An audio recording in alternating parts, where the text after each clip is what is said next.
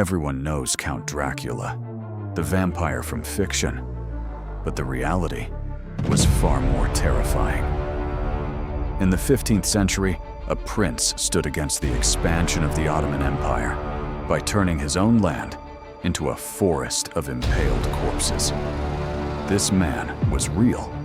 He made one of the most powerful empires of his time tremble, and he inspired one of the most famous monsters in history. Forget the vampires.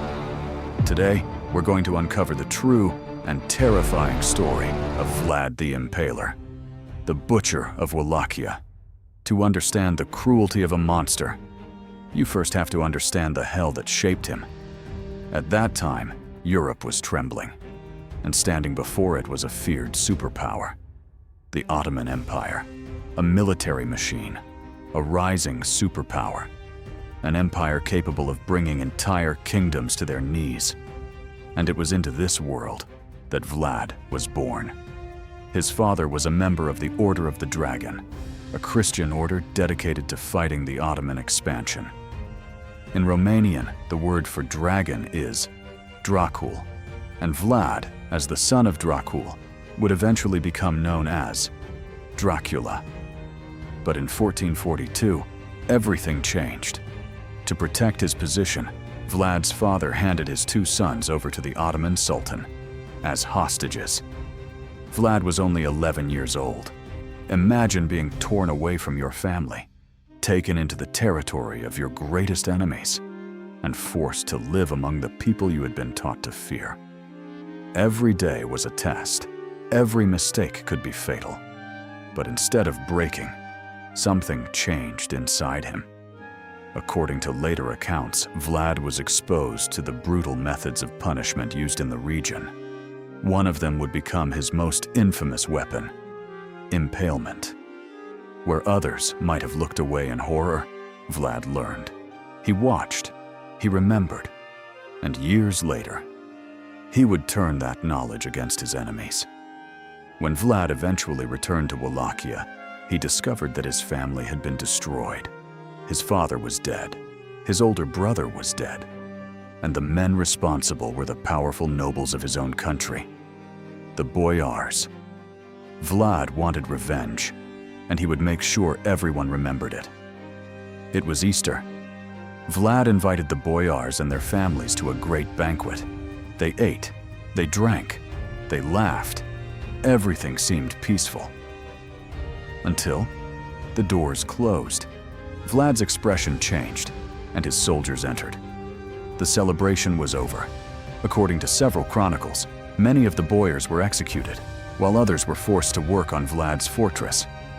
From that moment on, Vlad ruled through fear. And there is a famous story that shows just how powerful that fear became. Vlad supposedly placed a magnificent golden cup beside a public fountain in the center of the capital. Anyone could use it to drink, but no one was allowed to take it. The cup remained there, in plain sight, day after day, month after month. And according to the story, no one dared to steal it, because everyone knew what could happen to a thief. The fear of the stake had become stronger than greed.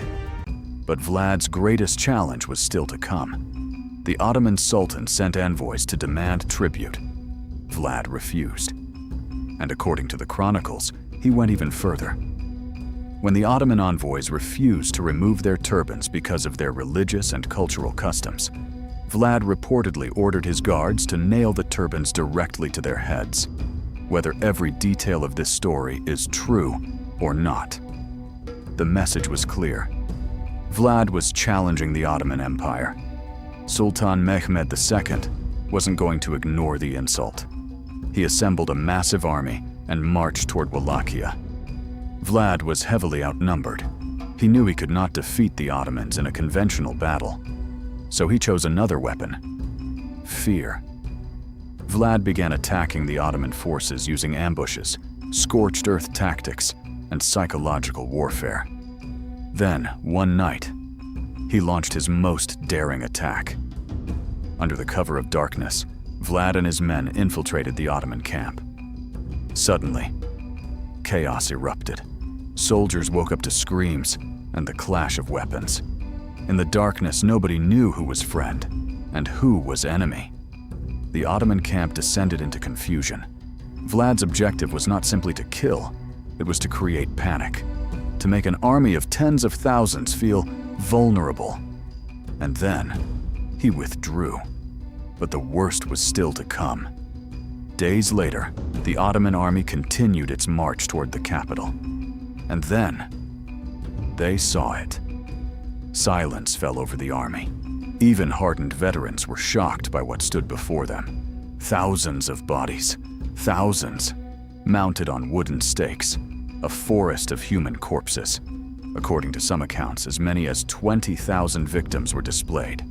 Men, women, children, soldiers. The exact number remains debated by historians, but the message was unmistakable. Vlad wanted the Ottoman army to see what would happen to anyone who entered his land. And somewhere within this nightmare stood the man whose name would become legend, Vlad Dracula. The Sultan was not simply facing an enemy army, he was facing terror itself. But Vlad's story does not end with his victories. Fear and distrust surrounded him. His enemies feared him. His allies feared him. And eventually, Vlad was killed in battle. His head was reportedly sent to the Sultan in Constantinople as a trophy. But his death did not end his story. It began a new one, the story of a legend. To his enemies, Vlad was a bloodthirsty tyrant. To some of his people, he was a ruthless defender of Wallachia, a ruler willing to use extraordinary violence to resist the expansion of the Ottoman Empire. And centuries later, his name would become something far more famous: Dracula. In 1897, the Irish writer Bram Stoker published his famous novel, Dracula. His fictional vampire would become one of the most recognizable monsters in history. But the real Vlad was never a vampire. He had no fangs. He did not fear sunlight. He could not transform into a bat. But his hands were certainly stained with blood. And perhaps that is what makes his story so disturbing. Because Vlad Dracula did not need supernatural powers to become a legend.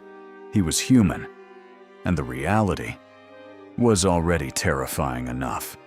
So, what do you think? Was Vlad Dracula a monster? Or was he a ruthless ruler who did whatever was necessary to defend his country? Tell me your opinion in the comments. And if you enjoyed this journey into the dark side of history, don't forget to leave a like, subscribe to the channel, and turn on notifications. Because there are many more forgotten stories waiting to be uncovered. I'll see you in the next one.